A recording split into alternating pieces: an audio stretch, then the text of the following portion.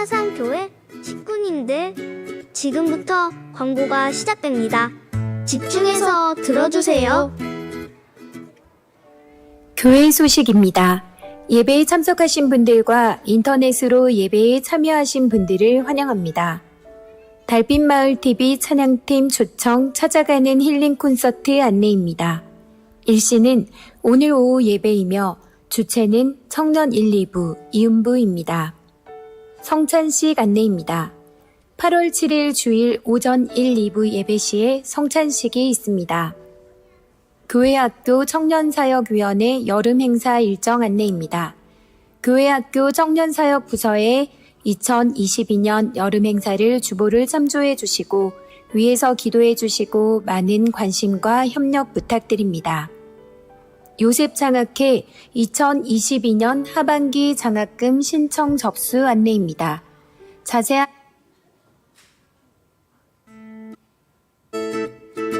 사상교회 식구님들, 지금부터 광고가 시작됩니다. 집중해서 김태수 들어주세요. 참조교실 봉사자 모집 안내입니다. 교회 소식입니다. 모집 분야는 예배에 참석하신 분들과 협력 인터넷으로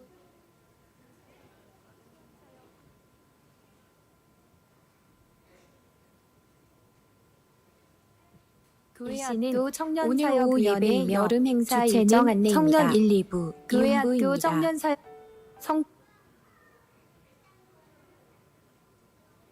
여름행사 일정 안내입니다.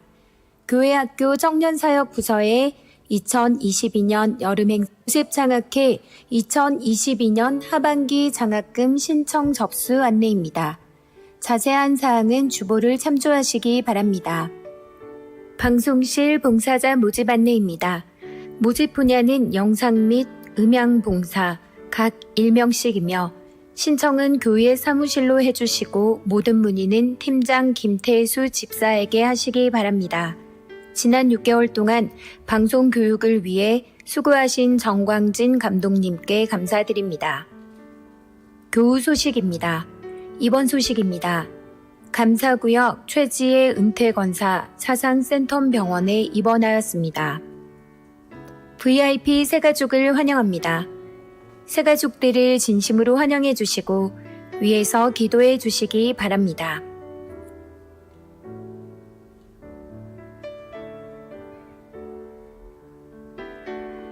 사상교회 식구님들, 예배에 집중할 수 있도록 지금 각자의 휴대폰을 점검하셔서 전원을 꺼주시거나 진동으로 설정해 주시기 바랍니다. 이 시간 경건한 마음과 몸가짐으로 하나님께서 기뻐 받으시는 예배되도록 최선을 다하시고 하나님께 드리는 예배와 선포되는 말씀을 통해 큰 은혜 받으시기 바랍니다.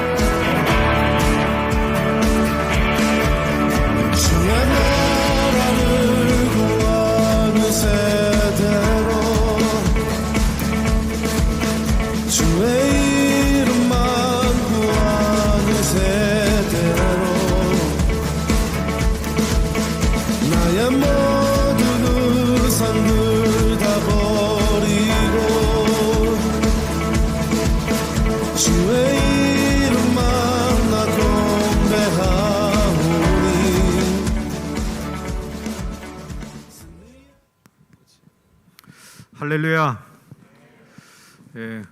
7월 마지막 주일입니다. 기쁨과 감사함이 넘쳐나는 복된 예배의 시간 되기를 사모하며 우리 모두 자리에 일어나서 기도하는 마음으로 사도신경 우리 신앙 고백하며 예배의 자리로 나아가겠습니다.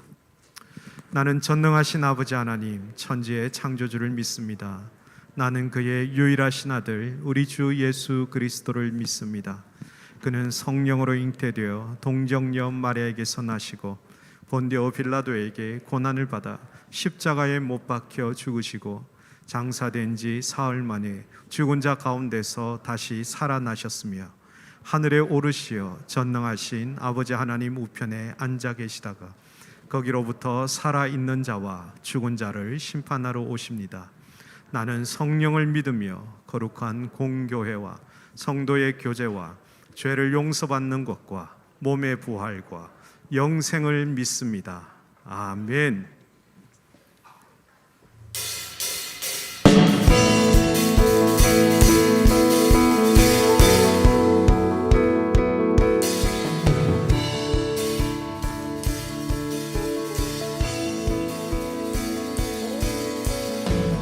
풀은 마르고 꽃은 지느나 주의 말씀은 영원해. 풀은 마르고 꽃은 지느나 주의 말씀은 영원해. 푸른 마르고 꽃은 시드나 풀은 마르고 꽃은 시드나 주의 말씀은 영원해. 풀은 마르고 꽃은 시드나 주의 말씀은 영원해.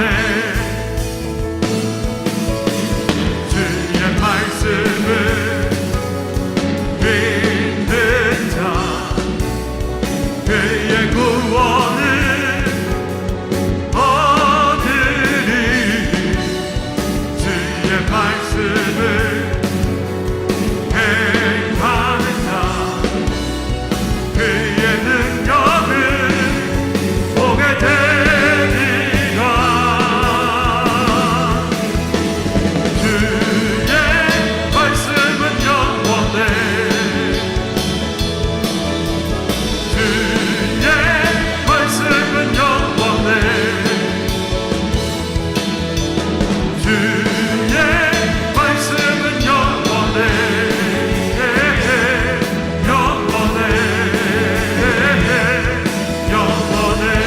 주의 말씀을 믿는 자 주의 말씀을 믿는 자 그의 구원을 얻으리.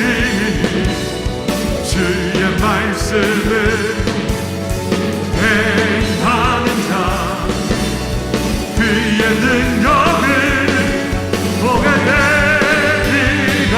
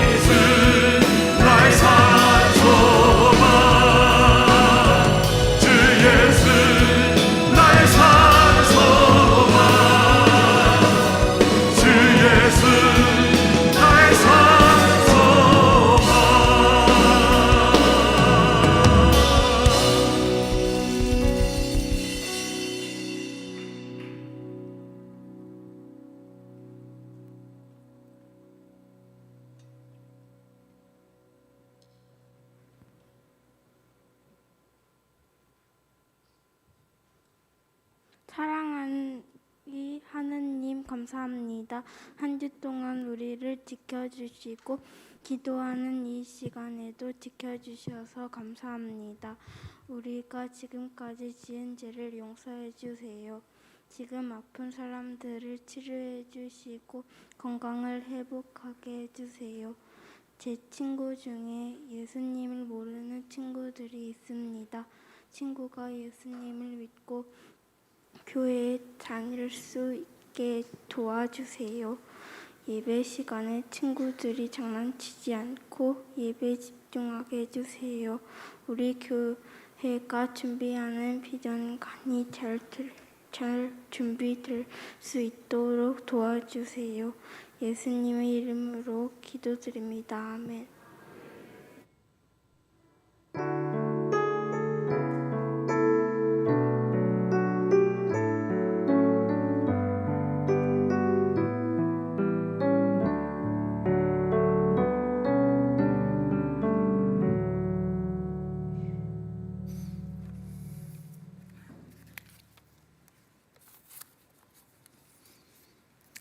예, 이 시간 우리 하나님께 드리는 헌금을 봉헌하도록 하겠습니다. 함께 기도합니다.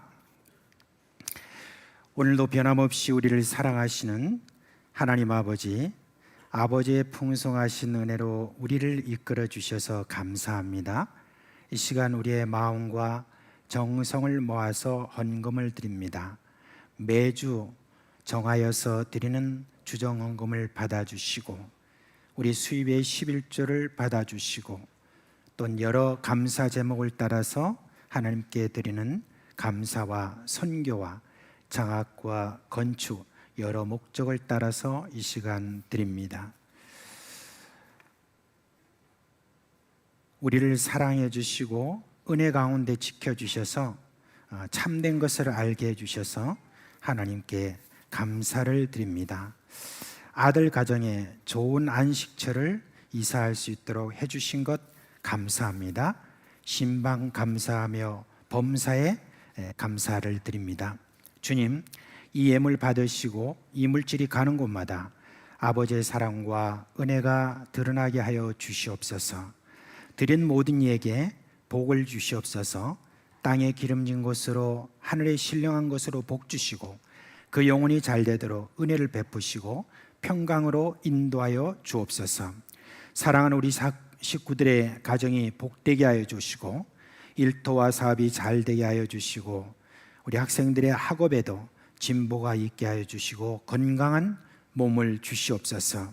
특별히 우리 어린 식구들 키가 자라고 지혜가 자라며 하나님과 사람에게 사랑받는 아이들 되도록 하여 주시고 이 시대에 하나님의 귀 쓰임 받는 종들이 되게 하여 주시옵소서. 예수님의 이름으로 축복하며 기도합니다. 아멘.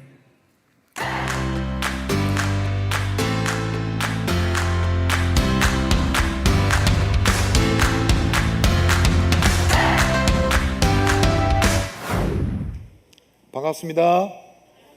한 주간 잘 지내셨나요? 건강한 모습으로 만나게 돼서 너무 기쁘고 감사합니다.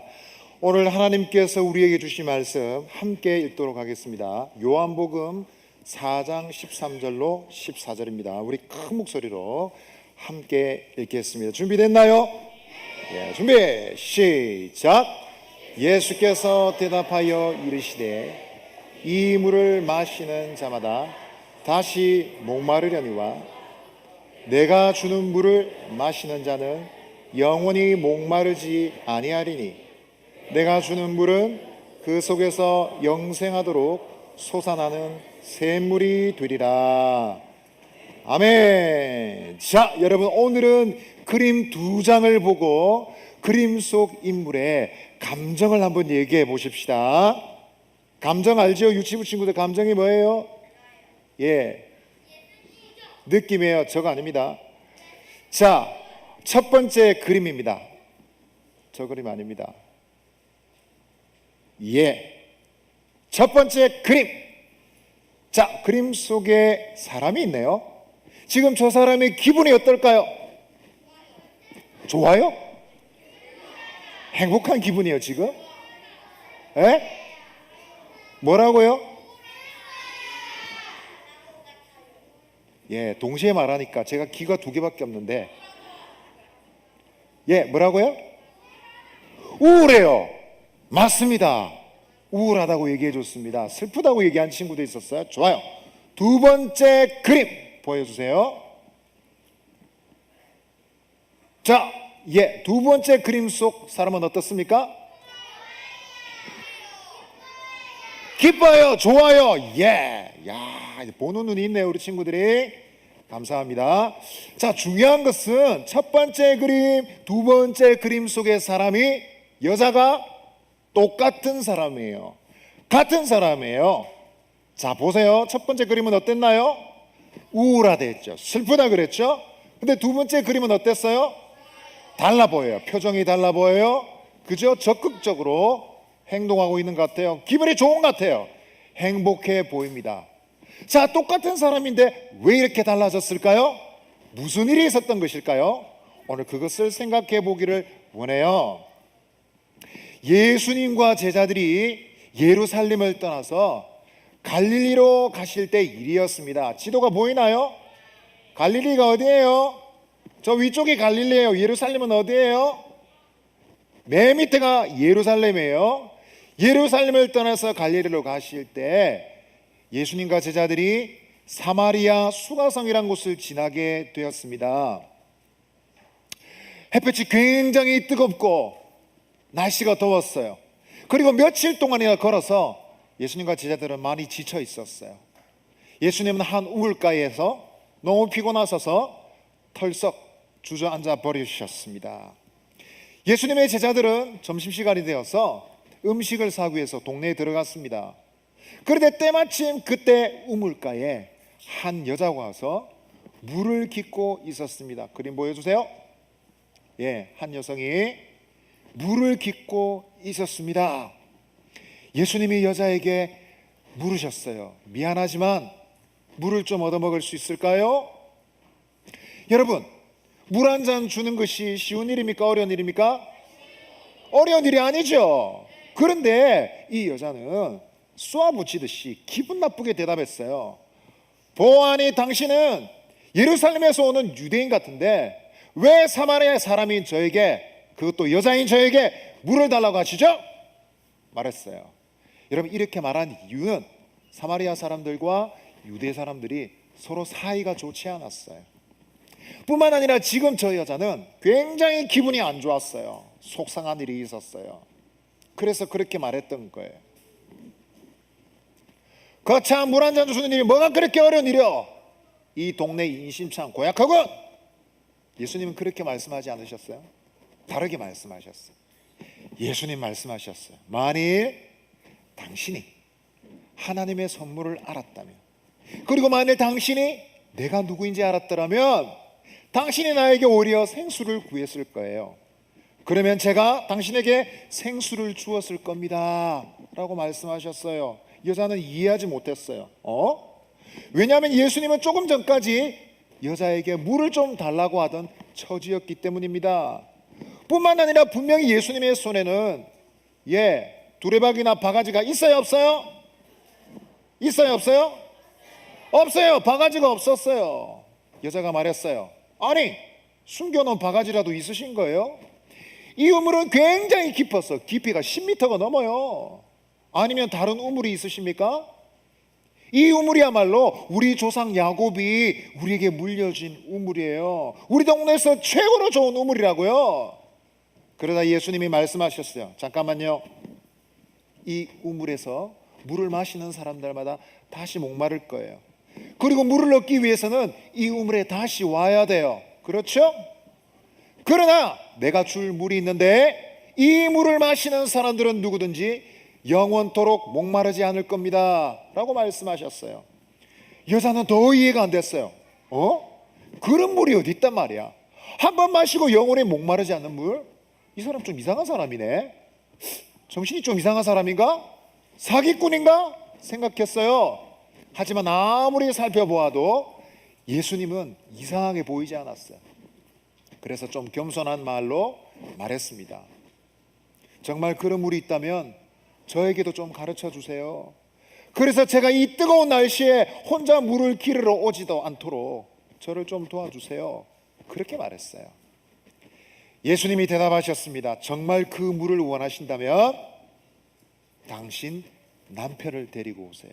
누구를 데리고 오라고요? 누구를 데리고 오라고요? 남편을 데리고 오세요 라고 얘기했습니다. 여자는 마음이 불편했어요. 왜냐하면 숨기고 있는 비밀이 있었거든요. 하지만 모른 척하고 말했어요. 저는 남편이 없어요. 그랬더니 예수님 말씀하셨어요. 당신 말이 맞습니다. 맞아요. 당신 말이 맞습니다. 이전에 당신은 남편이 5명이나 있었지만, 몇 명요? 5명이나 있었지만 지금 있는 남자는 당신 남편이 아니니까 당신 말이 맞습니다 라고 얘기했습니다. 여자는 깜짝 놀랐습니다. 아니, 처음 본 사람이 어떻게 내 비밀을 알고 있는 거지? CCTV를 보고 있나? 도청 장치로 듣고 있었나? 두려운 생각이 들었어요. 예수님을 가만히 보니 선지자 같았어요. 그래서 말했어요. 제가 보니까 선지자이신 것 같아요 라고 말했습니다. 그리고 많은 질문을 예수님께 드렸어요. 왜냐하면 선지자라고 생각했기 때문이에요. 그런데 예수님은 그 모든 질문에 다 대답을 해 주셨습니다. 심지어 하나님이 보내신 구원자만이 대답할 수 있는 질문도 대답을 해 주셨어요. 그리고 예수님은 여자에게 예수님이 바로 하나님이 보내신 그 구원자라는 것을 가르쳐 주셨습니다. 여러분, 만일 예수님이 진짜 구원자가 맞다면 이건 놀라운 일이에요. 왜냐하면 예수님은 여자를 무시하지 않았기 때문에, 거절하지 않았기 때문에요. 동네 사람들 중에 누구도 여자에게 맞다라고 얘기한 사람은 아무도 없었어요. 뭐? 남편이 5명이라고? 1년에 한 번씩 바뀐 거네? 그러면 10년이면 10명이고 20년이면 수명이 되는 거네? 아이고야, 뭐 지금 있는 남자도 남편이 아니라고? 이야, 징그럽다, 징그러워. 그 여자는 틀렸어, 다 틀렸어 라고 얘기했습니다. 하지만 예수님은 여자에게 뭐라고 말씀하셨죠? 당신 말이 맞습니다. 그 말 중에 맞는 말이 있다라고 칭찬해 주셨어요. 뿐만 아니라 예수님은 여자의 모든 질문에 다 대답을 해 주셨어요. 동네 사람들은 그렇게 하지 않았거든요. 동네 사람들은 이 여자를 벌레처럼 대했어요. 마치 거미나 바퀴벌레가 나타났을 때처럼. 거미, 바퀴벌레 나타나면 좋아요? 싫어요. 거미나 바퀴벌레가 나타났을 때처럼 여자가 가서 말을 하면, 어이! 쟤한테 말하지 마세요. 징그러워요. 난 당신이 싫어요 라고 얘기했습니다. 그런데 예수님은 여자에게 어떻게 하셨죠? 다 대답해 주셨어요. 그것도 친절히 대답해 주셨습니다. 예수님을 알게 된 여자는 기뻤습니다. 만약 예수님이 하나님이 보내신 구원자가 맞다면 이것은 더 기쁜 일이에요. 그 순간 동네 사람들이 생각이 났어요. 이 좋으신 예수님이 마을을 떠나시기 전에 동네 사람들도 만났으면 좋겠다는 생각이 들었어요. 그래서 물동이를 내버려 두고 곧장 일어나서 동네로 달려 들어갔습니다. 그리고 소리를 질렀어. 여보세요, 여기 좀 와보세요. 이 사람은 특별한 사람이에요. 제가 한 일을 다 얘기하시는 분이에요. 이분은 하나님이 보내신 구원자임에 틀림없어요 라고 얘기했어요. 사람들이 이상했어요. 이 여자가 자기의 비밀은 얘기하기 싫어하고 절대로 얘기하지 않으려고 했던 자기의 부끄러운 일을 큰 소리로 얘기하는 것을 보고 이상하다 생각했어요. 무슨 일이지? 그래서 따라와서 모두 다 예수님을 만나게 되었답니다.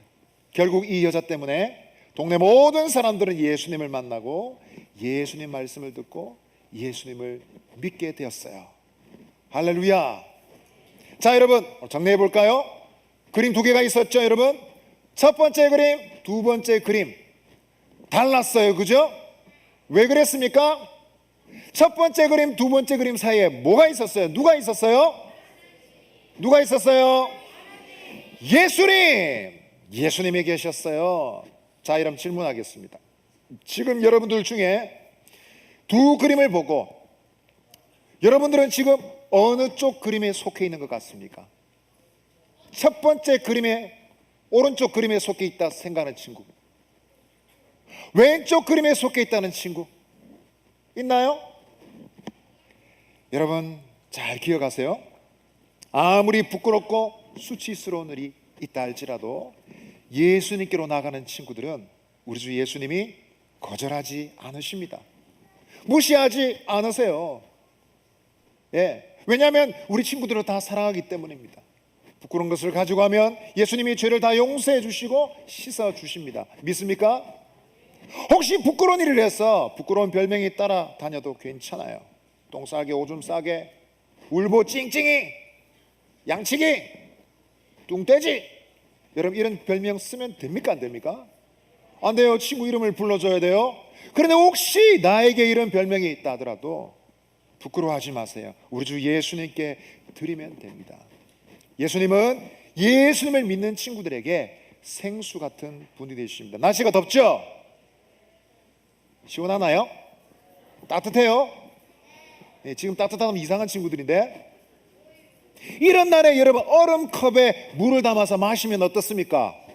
우와, 시원해요. 예수님의 이처럼 생수가 되었어요. 무슨 뜻이냐면 예수님 믿는 친구들에게 기쁨과 만족이 되신다는 뜻입니다. 한번 따라 하십시다. 예수님은 영원한 샘물이 되십니다. 더 큰 소리로 합시다. 예수님은 영원한 생수가 되십니다. 여러분 이 예수님을 믿어서 생수를 가진 친구들 되시기를 바랍니다. 그리고 여러분 이 생수가 필요한 친구들에게 빨리 가서 예수님을 저 여자처럼 알려주는 저와 여러분 되시기를 바랍니다. 아멘.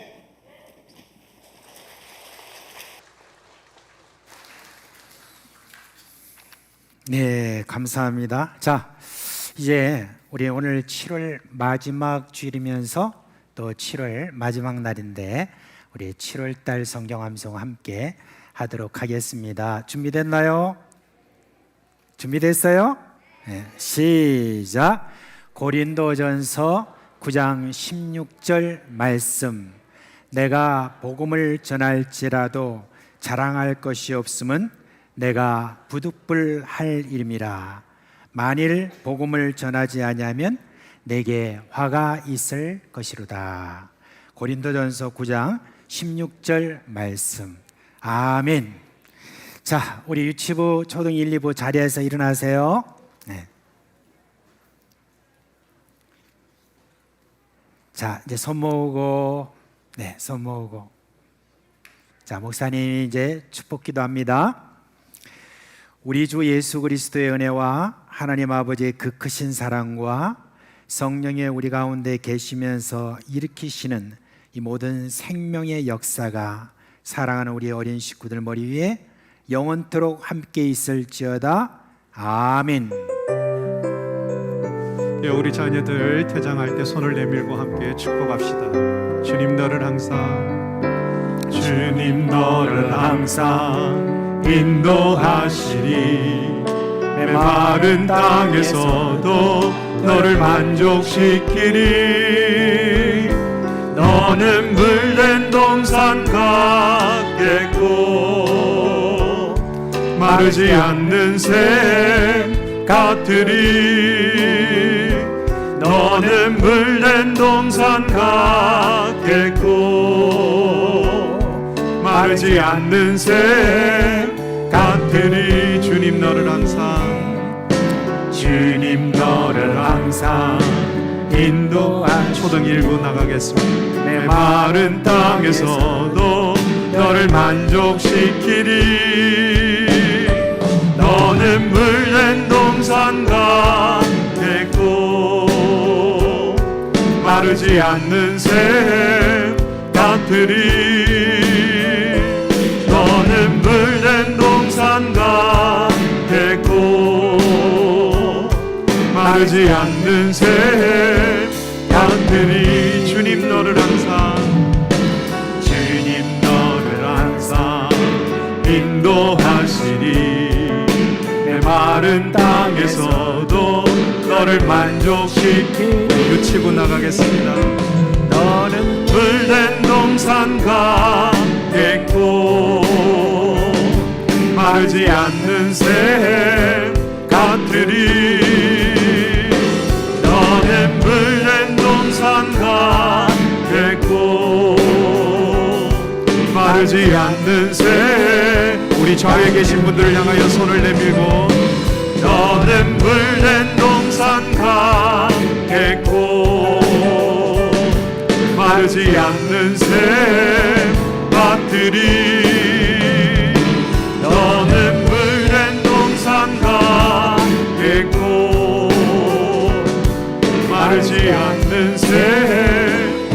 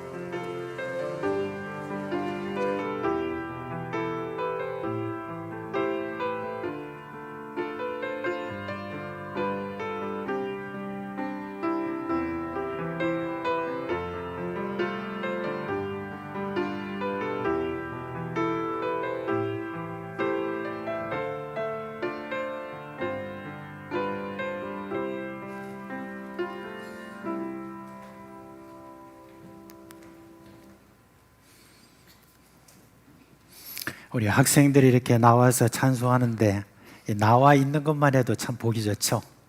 예, 늘 그렇습니다. 오늘도 이렇게 오래간만에 또 준비해서 이렇게 하는데 또 이렇게 잘해서 고맙습니다. 자, 우리 오늘 말씀 보겠습니다. 누가복음 8장 22절부터 25절 말씀입니다. 누가복음 8장 22절로 25절에 있는 말씀입니다.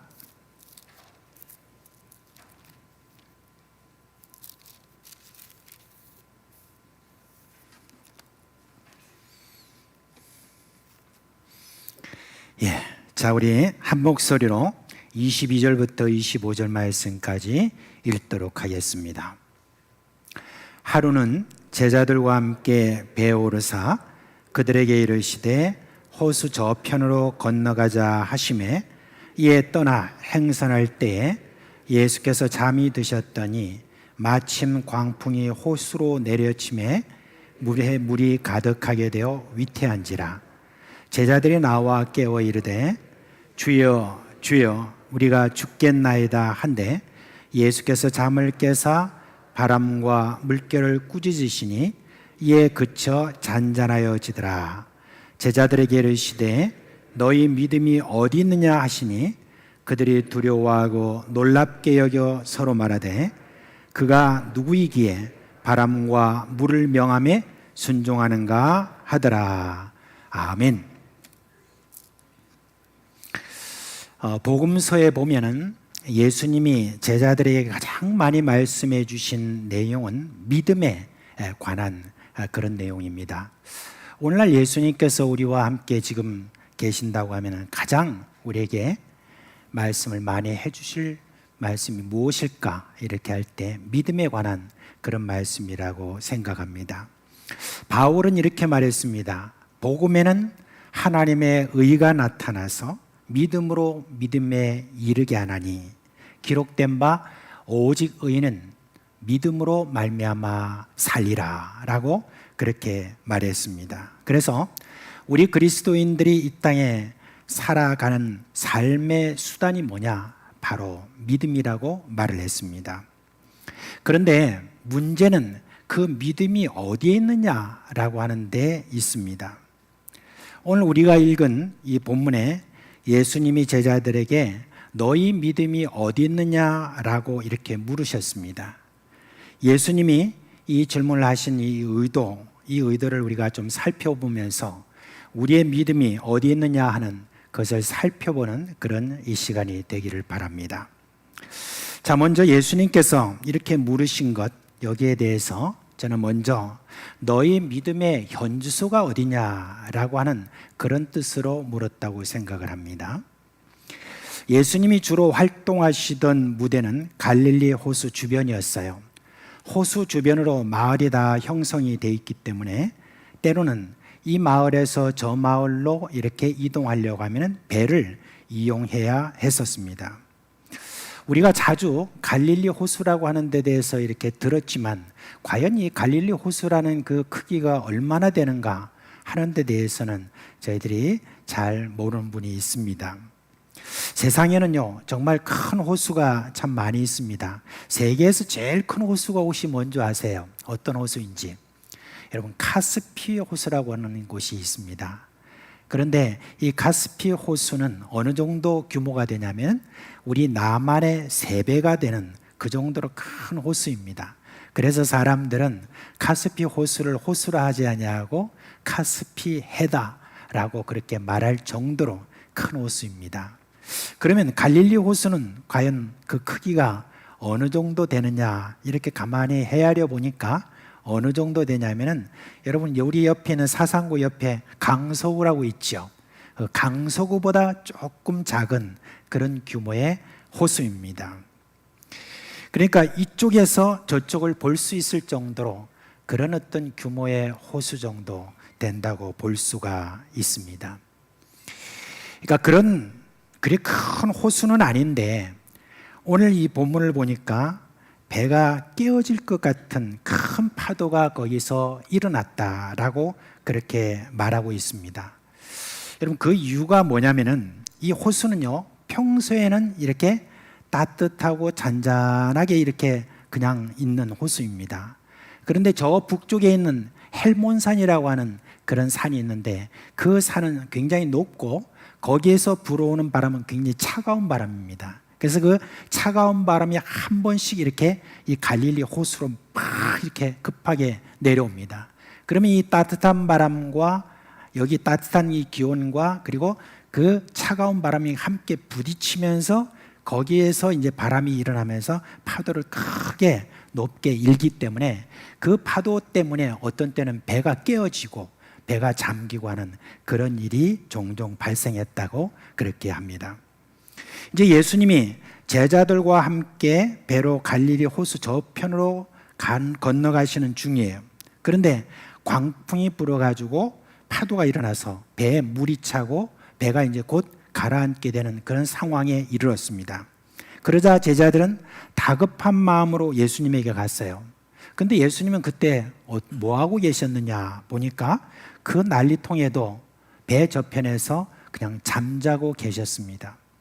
제자들이 예수님에게로 갔을 정도면 광풍이 일어난 지 좀 되었을 것이고 깨도 벌써 깨셨을 것 아닌가 싶은데 예수님은 정말 주무셨다라고 그렇게 말하고 있습니다. 그래서 어떤 사람은 이렇게 말합니다. 예수님이 아마 주무시는 척 했을 것이다 라고 그렇게 말합니다. 그런데 예수님의 그 살인적인 일정을 우리가 좀 살펴보면 정말 예수님은 주무셨던 것 같아요. 예수님은 자주 이런 말씀하셨어요. 아버지가 일하시니 나도 일한다 라고 그렇게 말씀하셨는데 예수님은 한 곳에서 그렇게 좀 열심히 일을 하셨잖아요. 병자들을 고치고 말씀을 하시고 이렇게 하시면은 굉장히 지치시거든요. 그러면 지치시면 좀 더 좀 쉬시고 좀 그곳에서 뭔가 좀 기운을 차리고 그리고 난 다음에 다른 곳으로 옮기셔야 되는데 제자들이 그냥 뭘 챙기기가 바쁘게 예수님 말씀하시기를 내가 저곳도 가야 되리라 하면서 제자들과 함께 일어나서 바로 급히 또 이렇게 일어나시는 그 정도로 예수님께서는 부지런히 이렇게 곳곳을 다니셨습니다. 정말 예수님은 부지런히 이곳저곳을 다니시면서 하나님 나라를 전파하시고 병자를 고치시고 귀신을 쫓아내시고 장애인들을 고치시는 그와 같은 일을 하셨습니다. 게다가 예수님은 편안하게 어디 쉴 만한 어떤 그런 곳을 따로 마련하신 분이 아니었습니다. 어떤 사람이 예수님께 와서 저도 예수님을 좀 쫓고 싶습니다 라고 그렇게 이야기를 하니까 예수님께서 인자는 머리 둘 곳도 없다 라고 그렇게 말씀하시므로 예수님이 편안하게 쉴 만한 어떤 그런 따로 마련한 곳이 없음을 알 수가 있습니다. 그러니까 배는 예수님께서 좀 쉴 수 있는 그런 몇 안 되는 장소 중에 하나라고 이렇게 볼 수가 있습니다. 저는 어릴 때 이상하게 낮이 되면은 제가 잠이 왔습니다. 그래서 다락방에 올라가서 잠을 다 이렇게 자는데 제 집구선 친구들이 그때는 이 다락방 바로 위에가 이렇게 옥상이니까 그 옥상에서 밑을 내려다보면서 그 다락방 창문을 통해서 저에게 물을 막 뿌리고 그랬습니다. 그런데요, 제가 그렇게 물을 뿌리는데도 제가 일어나지 않았다고 그래요. 그러니까 애들이 뭐라고 저보고 했냐면 곰탱이다 그렇게 이야기를 했습니다. 근데 그렇게 보이지 않잖아요. 그런데 그때 당시에는 그렇게 뭔가 제가 뭐 그렇게 피곤한 일도 한 것 같지가 않은데 근데 그렇게 참 잠이 들면은 깨어나지 않는 그런 걸 생각해 보니까 예수님께서 지금 굉장히 피곤한 가운데서도 이렇게 얼마나 피곤하셨던지 그 배 저쪽에서 지금 주무셨다는 것이 어느 정도 좀 이해가 됩니다. 그러고 보면 폭풍이 예수님의 잠을 깨우지는 못했죠. 그런데 예수님의 잠을 깨운 것은 누구였느냐? 바로 제자들이었습니다. 이 제자들이 어떻게 그렇게 깨웠을까 이렇게 한번 보니까 아마 예수님께서 지금 잠을 자고 계시는 그 모습을 보면서 신경질이 났는지 어떤지 모르지만 이 제자들이 가서 지금 뭐 하고 계시는 겁니까? 하면서 예수님을 이렇게 흔들어 깨웠을 수도 있습니다. 주여 주여 우리가 죽겠나이다. 다른 데 보니까 이게 지금 우리가 죽을 정도로 지금 어려운 상황인데 뭐 하고 계십니까? 라고 그렇게 예수님을 흔들어 깨웠을 것입니다. 이제 예수님이 일어나셔서 그리고 바람과 물결을 꾸짖으셨습니다. 그리고 곧 파도가 잔잔해졌습니다. 이 내용에서 저는 제자들이 이렇게 예수님을 흔들어 깨운 것에 대해서 제자들을 꾸짖고 싶은 마음이 없어요. 왜냐하면 제자들의 그런 행동이 저에게는 좀 남다르게 느껴지기 때문입니다. 이 사건에서 저는 제자들의 믿음이 예수님과 함께 하는 동안에 자란 것을 어느 정도 볼 수가 있기 때문입니다. 여러분, 제자들 중에는 갈릴리 호수에서 잔뼈가 굵은 이들이 몇 명 있죠. 먼저 여러분, 예수님의 수제자라고 하는 바로 베드로, 그리고 그의 형제인 이 안드레가 있고, 그리고 야고보와 그 형제 요한이 있습니다. 이 네 사람만 해도 바로 갈릴리를 삶의 터로 삼았던, 오랫동안 어부로서 그렇게 살았던 사람들입니다. 그러니까 이 사람들은 갈릴리 바다에서 일어나는 그런 현상에 대해서는 이미 경험했을 것이고, 지난날 어떻게 하면 피할 수 있는지 거기에 대해서 잘 아는 전문가들입니다. 어떻게 해야 이 광풍이 불 때 돛을 어떻게 또 올려야 될지, 그리고 키를 어디로 돌려야 될지 그런 것들을 잘 알고 있었던 그런 사람들입니다. 그런데 그런 노력이 있었는지 어떤지 모르겠어요. 물론 노력은 있었겠지만 이들이 예수님에게로 나아갔다는 것은 큰 의미가 있습니다. 예수님은 하나님의 말씀을 잘 전하시고 병자들을 고치시는 그런 여러 모든 기적을 행하는 그런 일을 하는데 전문이시다는 것은 저희들이 압니다. 그렇지만 배를 조종하는 것에 대해서는 자신들이 전문이니까 예수님에게 굳이 말할 필요가 없다고 그렇게 생각할 수 있습니다. 그런데 이들은 목수 출신인 예수님에게 이렇게 호소했다는 것은 여러분 무엇을 의미합니까?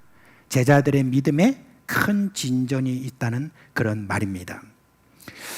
제자들이 예수님을 따르는 이유가 무엇이었죠? 출세였습니다. 비록 로마의 식민지로 2등 시민으로 살고 있지만 메시아가 오시면 이 모든 상황이 반전되어서 로마를 물리치고 옛날 다윗 왕 때처럼 온 세상을 다스리는 나라를 세우게 된다는 그런 믿음이 이스라엘 백성들에게 있었습니다. 그런데 어느 날 예수가 나타나서 사람들에게 연설을 하는데 그 연설은 얼마나 대단했던지 사람들의 마음을 막 움직였습니다. 그뿐입니까? 예수님께서도 온갖 능력이 나타나서 병자들을 고치고 귀신을 쫓아내고 조그마한 빵 5개로 5,000명이나 되는 그런 많은 사람들을 먹이시고 합니다. 그러니까 사람들은 바로 저가 우리가 기대했던 메시아인가 보다라고 그렇게 했습니다.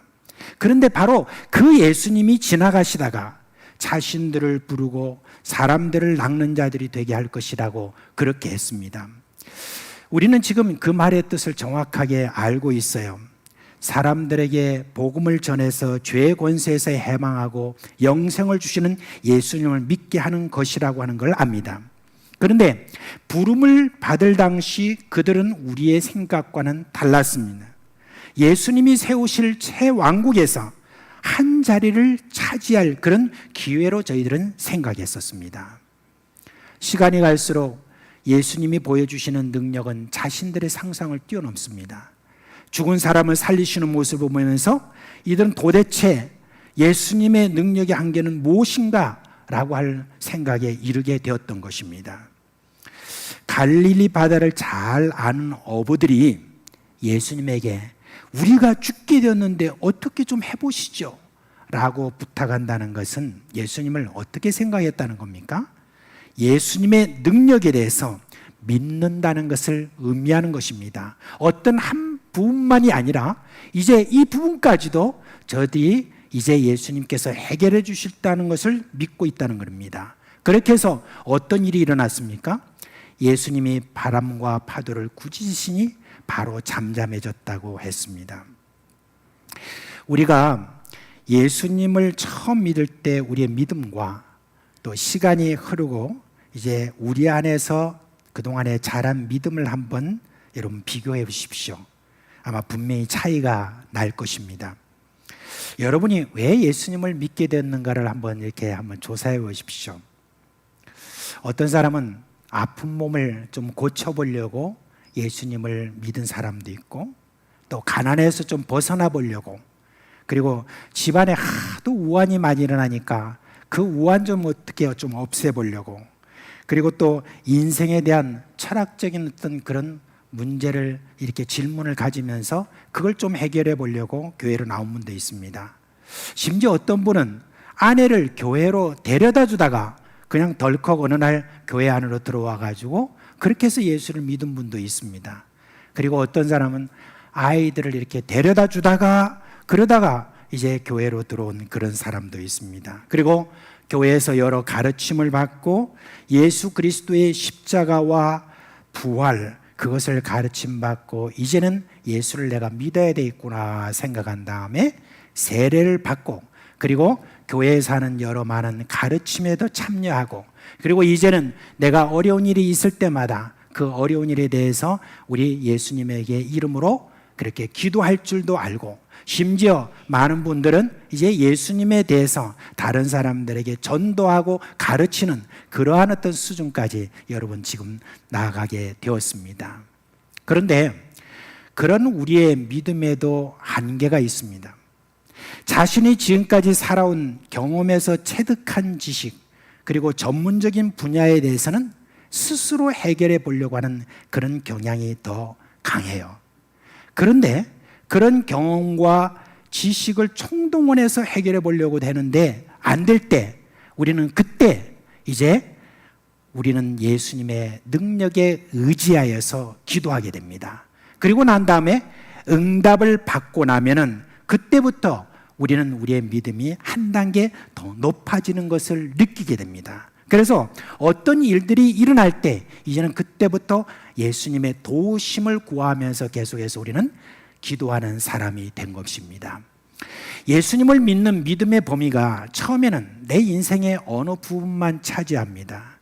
그런데 시간이 가면서 우리는 깨닫게 됩니다. 우리의 일생의 모든 부분에서 이제는 하나님께 다 맡겨야 되는구나. 비록 내게 익숙해서 그 방면에서는 내가 전문가라고 해도 나의 경험과 지식에 의지하는 것이 아니구나. 이제는 내가 예수님을 믿는다는 것은 내 인생의 모든 영역에서 내가 적용해야 되는구나 라는 것을 알게 됩니다. 제자들의 믿음이 점점 예수님께 더 많이 의지하는 그 모습을 바로 이 지금 폭풍 사건을 통하여서 우리는 알 수 있듯이 우리 역시 우리 인생에 있어서 그동안에 알게 모르게 이렇게 믿음이 하나하나 성장해 나갔던 것입니다. 그러나 제자들의 믿음의 수준이라는 것은 아직 어린아이 정도입니다. 예수님은 제자들의 믿음을 더 끌어올리시기를 원해요. 그래서 너희 믿음이 어디 있느냐라고 하는 이 질문은 또 다른 그런 의미를 가지고 있습니다. 이 기사, 누가복음의 오늘 8장에 나와 있는 이 기사는 마태복음 8장과 그리고 마가복음 4장에 보면 똑같은 그런 내용이 나옵니다. 근데 여기 누가복음에 나와 있는 이 본문과는 조금 다른 그런 차이가 있는 내용이 있어요. 이 제자들이 예수님 막 깨웠지 않습니까? 그리고 난 다음에 이제 예수님께서 거기서 일어나셔서 바로 이렇게 하신 말씀이 거기에 보면 나타나요. 뭐라고 말하냐면은 어찌하여 너희들이 무서워하느냐? 너희 믿음이 왜 그렇게 없느냐? 왜 그렇게 믿음이 적느냐? 라고 예수님께서 제자들을 꾸짖으시고 난 다음에 그 다음에 바람과 파도를 명하여서 잔잔케 하시는 그와 같은 일을 하셨던 것입니다. 말하자면은 이제 너의 믿음이 어디 있느냐라고 예수님께서 말씀해 주신 것은 너의 믿음이 앞으로 더 나아가야 될 것이 있다라고 하는 것을 지금 말하고 있는 것입니다. 지금까지 제자들은 예수님과 함께 하면서 모든 문제를 시원하게 해결해 주시는 그런 분이라는 것을 이제 믿게 되었습니다. 그리고 이번에는 자신들의 전문 분야인 배를 다루고 그리고 바람과 파도를 다루는 그런 부분도 해결해 주시는 그런 분으로 믿는 믿음에 이르게 되었습니다. 그런데 믿음은 거기에서 더 나가야 되는 것입니다. 제자들의 믿음이라는 것은 아직은 예수님을 자기들이 원하는 메시아라는 믿음에 머물러 있습니다. 그들이 생각하는 메시아는 누굽니까? 바로 로마의 속박으로부터 이스라엘을 독립시키고 예수님이 왕이 되시고 자신들은 요직을 한 자리씩 다 차지하는 바로 그런 믿음입니다. 예수님이 원하시는 믿음은 사실은 그게 아니지요. 예수님이 너희 믿음이 어디 있느냐라고 그렇게 물으신 다음에 그 다음에 이 제자들이 무슨 대답을 했는가 하는 것은 그 다음에 나와 있지 않습니다. 그런데 그 대답이 안 나오고 자기들끼리 수군수군대며 서로 이야기하는 그 내용은 거기에 기록되어 있습니다. 뭐라고 합니까? 그가 누구이기에 바람과 물을 명함에 순종하는가? 라고 이렇게 했습니다. 저들이 뭐라고 했냐면 그가 누구이기에? 라고 하는 질문을 한 것입니다. 여러분, 그가 누구이기라고 하는 이 질문은 굉장히 중요합니다. 오늘날도 마찬가지입니다. 예수님이 도대체 누구신가 하는 이 질문은 우리가 믿음이 성장하는 데 있어 꼭 필요한 그런 질문입니다. 도대체 예수님은 나에게 누군가? 예수님은 도대체 누구신가 하는 이 질문을 통해서 이제는 우리의 믿음도 더욱더 자랄 수 있는 것입니다. 자, 이후에 그런 아마 질문을 저들이 여러 번 했습니다. 그러나 그 이후에 시간이 어느 정도 지났습니다. 그리고 난 다음에 예수님께서 이들에게 아주 결정적인 질문을 하는 그런 하나의 사건이 나오고 있습니다. 예수님과 함께 했던 이 제자들 이제 한 3년 정도 지났을 때쯤 돼서 예수님이 가이사라 빌립보라고 하는 곳으로 이제 여행을 하게 되었습니다. 근데 그 길에서 예수님께서 제자들에게 이렇게 물었습니다. 너희는 나를 누구로 알고 있느냐라고 이렇게 묻게 되었습니다.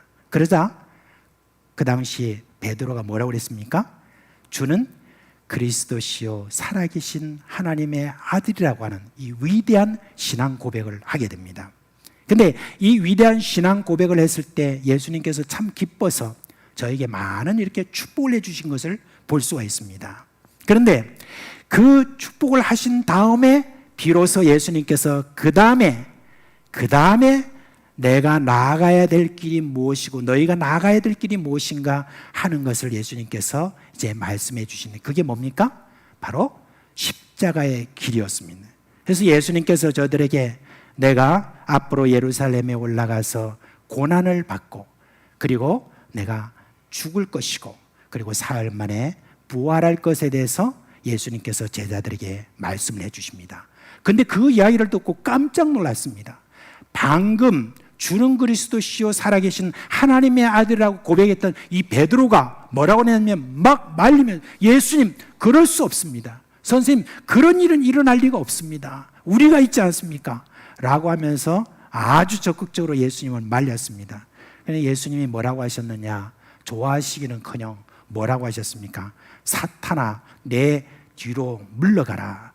너는 하나님의 일을 생각하지 않냐고 사람의 일을 생각하는구나 라고 그렇게 하면서 크게 꾸짖은 것을 볼 수 있습니다. 그리고 난 다음에 예수님께서 베드로가 생각하는 내가 메시아가 아닌 바로 이제 나는 하나님이 보내신 그런 메시아로서 십자가에 달려 돌아가실 분이라는 것을 저들에게 다시 말씀하시고 그리고 거기에 반발했던 베드로와 제자들에게 뭐라고 말씀하셨느냐? 누구든지 나를 따라오려거든 자기를 부인하고 자기 십자가를 지고 나를 좇을 것이니라 라고 그렇게 말씀해 주셨습니다.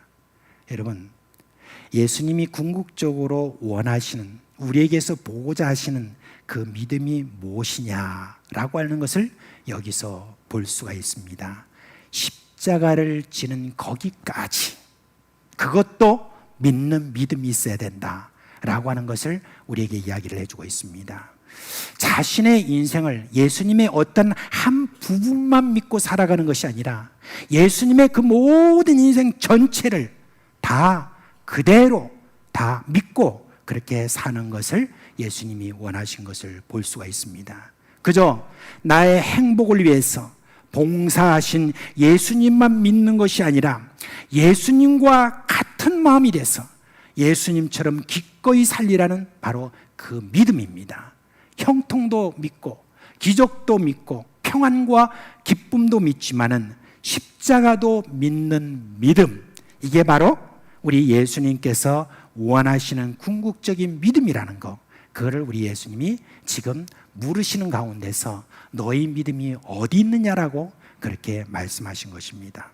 이제 우리에게 마지막으로 질문해야 될 질문이 무엇입니까? 여러분의 믿음은 어디에 있습니까? 라는 것입니다. 여러분은 나의 구원을 위하여 십자가에 달리시고 부활하신 예수님을 믿습니까? 그런데 그가 여러분을 평생 십자가를 지고 가도록 하시는 분이라도 여러분은 믿겠습니까?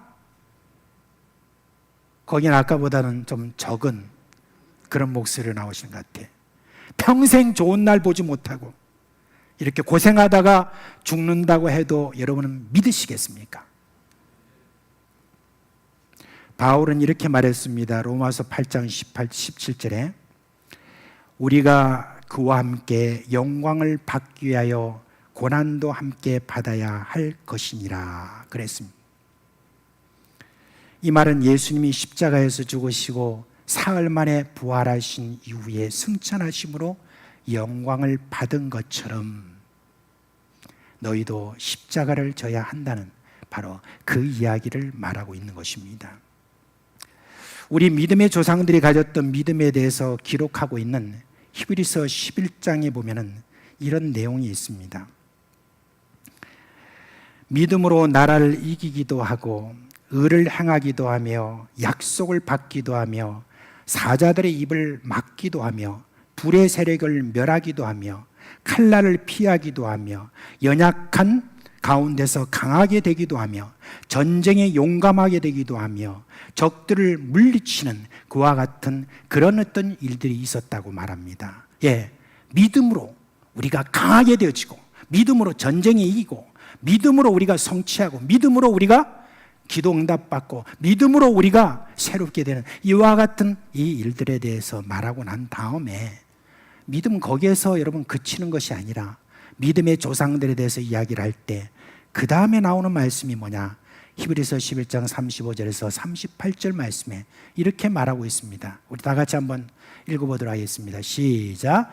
또 어떤 이들은 더 좋은 부활을 얻고자 하여 심한 고문을 받되 구차에 풀려나기를 원하지 아니하였으며 또 어떤 이들은 조롱과 채찍질 뿐 아니라 결박과 옥에 갇히는 시련도 받았으며 돌로 치는 것과 톱으로 켜는 것과 시험과 칼로 죽임을 당하고 양과 염소의 가죽을 입고 유리하여 궁핍과 환난과 학대를 받았으니 이런 사람은 세상에 감당하지 못하느니라. 그들이 광야와 산과 동물과 토굴에 유리하였느니라. 여러분, 이런 믿음을 또 이야기를 지금 마지막에 하고 있는 겁니다. 그런데 이런 내용을 잘 보여주는 곳이 있어요. 터키에 가면 가파도기아라고 하는 곳이 있습니다. 옛 도시인데 그 부근에 괴레메라고 하는 그런 마을이 있습니다. 그 지역에 데린쿠유라고 하는 그런 지하 동굴이 있어요. 그런데 이 지하 동굴은 자연 동굴이 아니라 사람이 판 그런 동굴인데 그 길이가 무려 8km에 이릅니다. 이거는 7세기에서 8세기경에 그리스도인들에 대한 이슬람의 핍박이 워낙 컸기에 그리스도인들이 숨어 지내던 그런 곳입니다. 계속 지하로 파 내려가서 최대 85m까지 내려갔고 지하수를 우물로 퍼서 생활했던 바로 그런 곳이 바로 이 데린쿠유 동굴이라고 그렇게 합니다. 그런데 그곳에서 신앙생활하는데 때로는 몇 대가 함께 생활했습니다. 심지어 무덤도 있었습니다. 햇빛을 보지 못해서 구루병에 걸리기도 했습니다. 굴을 파는 게 얼마나 또 어려웠겠습니까? 그래도 널찍한 곳을 만들어서 그곳에서 예배를 드리고 적은 양이지만 음식을 함께 나누면서 격려했습니다. 그곳에서 무엇을 심고 뭘 가꾸고 만들고 이렇게 하기가 너무 어려웠겠죠. 그러니까 몇몇 사람들이 이제 그 지상으로 올라오는데, 지상으로 올라올 때 자기 얼굴의 모습을 보이면 어떻게 됩니까? 바로 잡히지 않습니까? 그러니까 양 가죽을 다 뒤집어 쓰고, 그리고 염소 가죽을 뒤집어 쓰고 기어다니면서, 그러면서 곳곳에서 음식들을 이렇게 다 이렇게 구해가지고, 그 구한다고 얼마나 되겠습니까? 그런 것들을 다 이렇게 모아가지고 와가지고 적은 양이지만 그것을 놓고 하나님께 찬양하고 감사하고, 그러면서 저희들이 함께 예배하고 그렇게 살았다고 합니다. 그러나 어떤 때는 핍박자들이 그 동굴로 급습을 해가지고 들어와가지고 그곳에서 사람들을 잡아갑니다. 잡아가서 십자가에 매달기도 하고 또 톱으로 몸을 잘라 죽이기도 하고 별의별 수치스러운 그런 조롱을 당하기도 했습니다. 그런데 오늘 이 말씀에 있는 것처럼 그들은 구차하게 행동하지 않았습니다. 더 나은 부활을 얻기 위하여서 그런 가운데 저희들이 예수 그리스도를 부인하지 않았고, 그 모든 것들에 대해서 당연히 우리가 영광을 받기 위하여 받는 것이다라고 하는 것을 저희들이 이해를 하고 그런 믿음까지 나아갔다는 바로 그 이야기입니다. 그 모든 일들을 당할 때 원망하고 불평할 어떤 그런 여건이 얼마든지 있었지만 저희들은 구차하게 그렇게 하지 않고, 그렇게 저희들이 그 모든 참 인생을 그 안에서 마치기까지 그렇게 살았다는 그러한 일들입니다. 여러분, 이제 말씀을 맺겠습니다.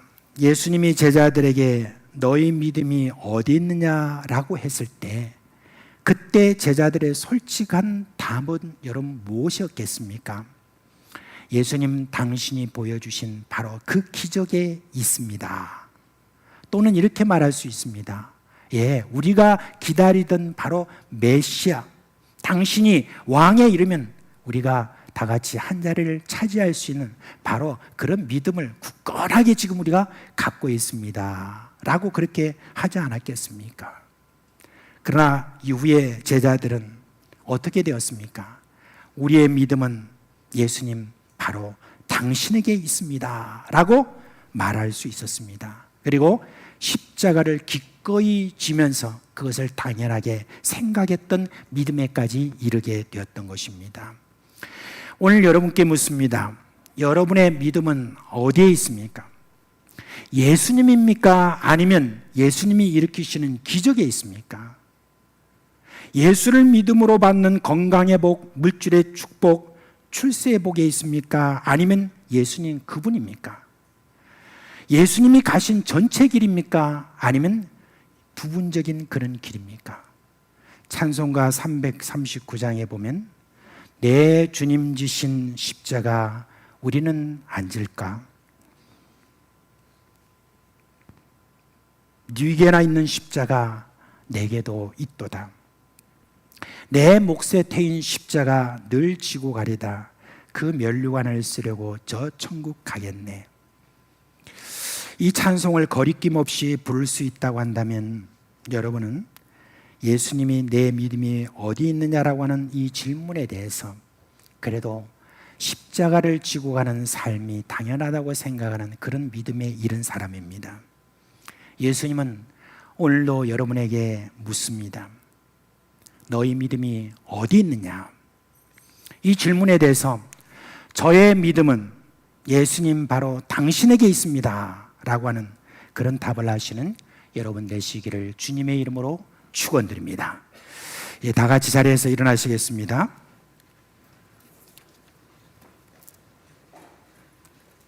우리 찬송가 455장 함께 부르겠습니다.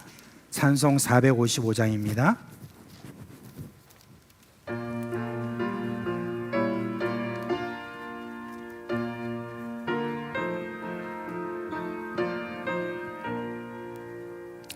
주님의 마음을 본받는 자, 그 마음에 평강이 찾아오니 험악한 세상에 이 길이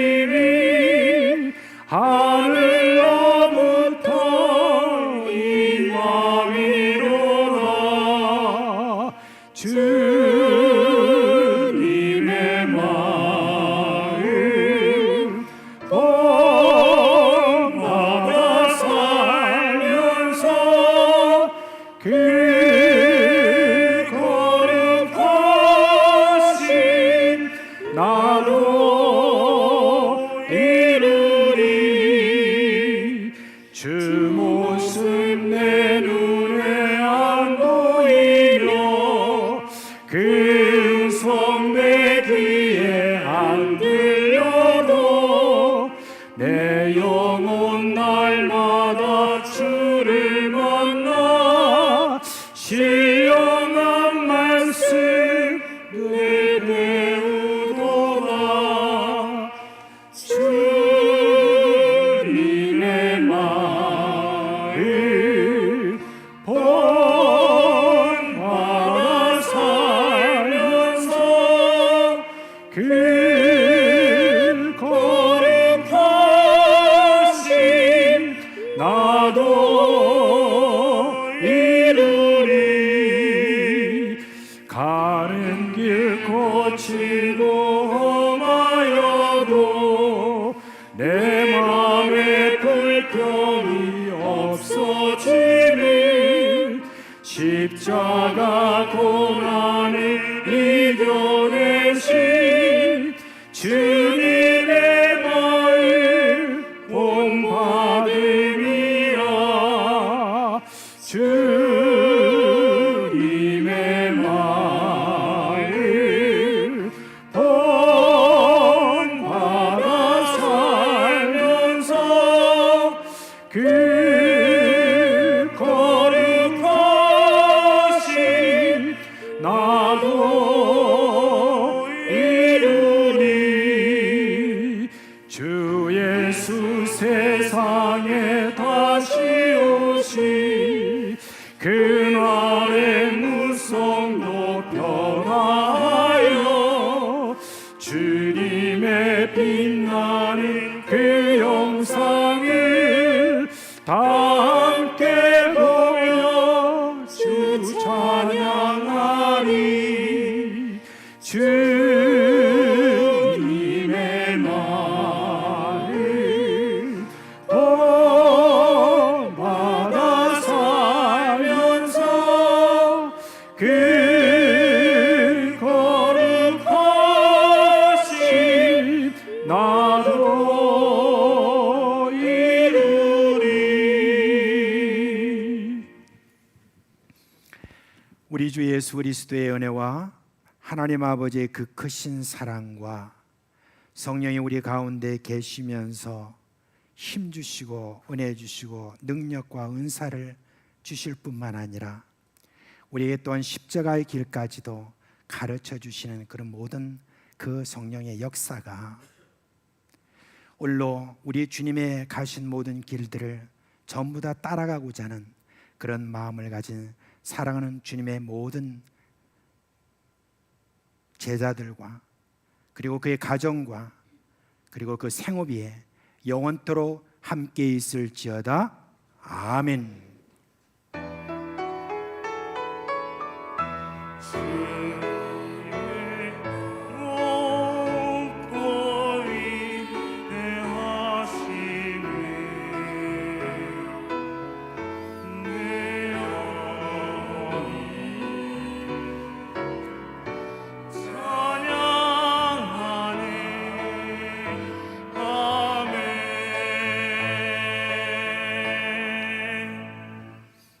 자리에 앉아 주시기 바랍니다.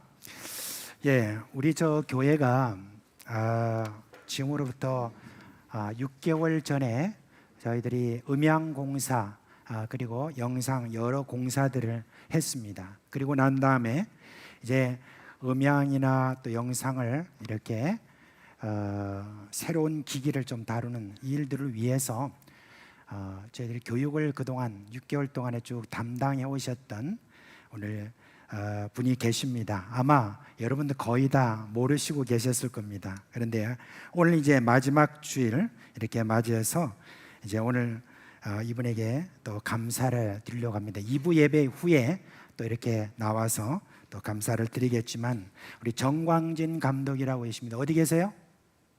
네, 저 뒤에 계시는데 우리 다 같이 한번 박수로 감사하다고 한번 해주시기 바랍니다. 네.